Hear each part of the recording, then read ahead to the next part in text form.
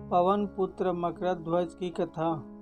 पवन पुत्र हनुमान बाल ब्रह्मचारी थे, लेकिन मकरध्वज को उनका पुत्र कहा जाता है। यह कथा उसी मकरध्वज की है। वाल्मीकि रामायण के अनुसार लंका जलाते समय आग की तपिश के कारण हनुमान जी को बहुत पसीना आ रहा था। इसलिए लंका दहन के बाद जब उन्होंने अपनी पूंछ में लगी आग को बुझाने के लिए समुद्र में छलांग लगाई, तो उनके शरीर से पसीने की एक बड़ी सी बूंद समुद्र में गिर पड़ी। उस समय एक बड़ी मछली ने भोजन समझकर वह बूंद निगल ली। उसके उदर में जाकर वह बूंद एक शरीर में बदल गई। एक दिन पाताल के असुर राज अहिरावण के सेवकों ने उस मछली को पकड़ लिया। जब वे उसका पेट चीर रहे थे, तो उसमें से वानर की आकृति का एक मनुष्य निकला। वे उसे अहिरावण के पास ले गए। अहिरावण ने उसे पातालपुरी का राक्षस नियुक्त कर दिया। यही वानर हनुमान पुत्र मकरध्वज के नाम से प्रसिद्ध हुआ। जब राम रावण युद्ध हो रहा था, तब रावण की आज्ञा अनुसार अहिरावण राम लक्ष्मण का अपहरण कर उन्हें पातालपुरी ले गया।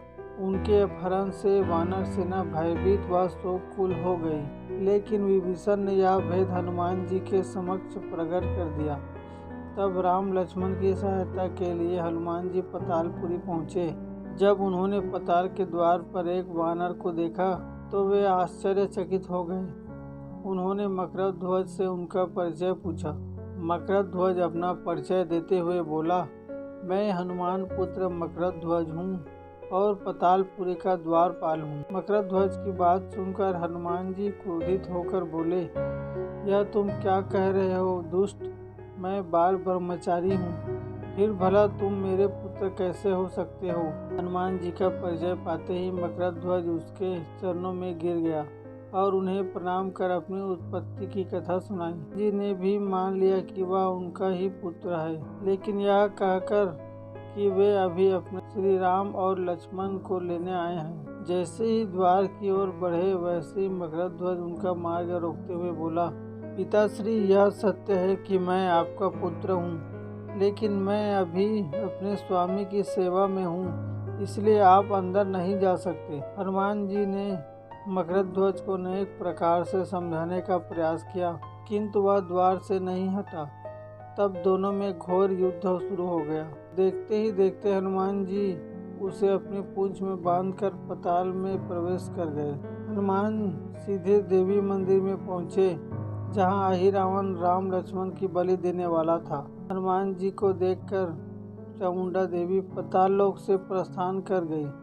तब हनुमान जी देवी रूप धारण करके वहां स्थापित हो गए। देर के बाद अहिरावण वहां आया और पूजा अर्चना करके राम लक्ष्मण की बलि देने के लिए तलवार उठाई।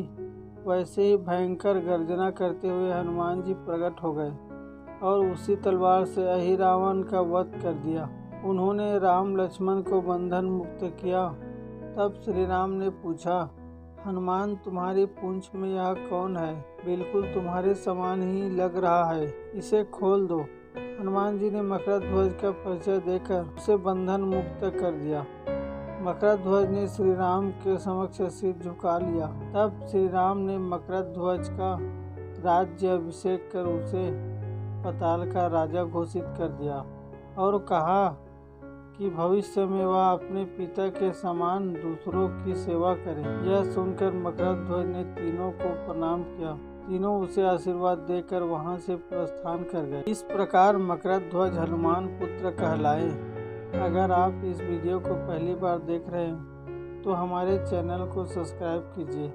हम इसी तरह प्रेरणादायक व पौराणिक कथा लेकर आते हैं। धन्यवाद।